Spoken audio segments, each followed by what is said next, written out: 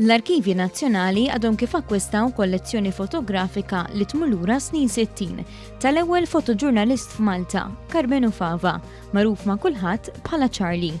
Għal din il-preżentazzjoni tal-kollezzjoni fotografika kien hemm iben Carmenu nnifsu li ringrazzja lill-Arkivji Nazzjonali li qed ifakru l-memorja ta' missieru.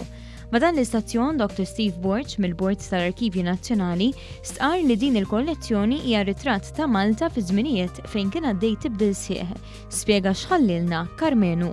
45 sen ilu beda jiġbed is-swar, il-kappelli rurali ta' Malta, l-imqades jew it-tempji tal-qedem, ir-radet, l-arloġġi tax-xemx, jiġifieri il-firxa ta' nies u ta' sportivi kif ukoll temi storiċi hija kbira. Fava kien jieħu ritratti sportivi ta' kull atleta u mhux biss dawk li jidhru fil-gazzetti.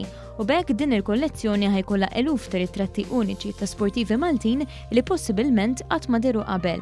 Borch spjega li l-pass li jmiss huwa li issa r-ritratti jiġu kurati fil-laboratorji biex imbagħad ikunu esposti għall-pubbliku. Minagħtijaw il-Ministru għall-Wirt Nazzjonali José Herrera saħaq fuq l-importanza tal-memorja kollettiva u ringrazzja lil Rej Fava, iben Carmenu Fava, tad-donazzjoni tiegħu. Fil-verità, aspett importanti tal-patrimonju tagħna hija l-memorja kollettiva u huma l-arkivi. Fatti kienet idea tajba ħafna tal-Gvern li għaqad l-Arkivji Nazzjonali mal-Ministeru tal-Kultura. Għax hemm xi ħaġa li hija ta' kultura hija l-aspett tal-arkivi fil-pajjiż, il-memorja kollettiva.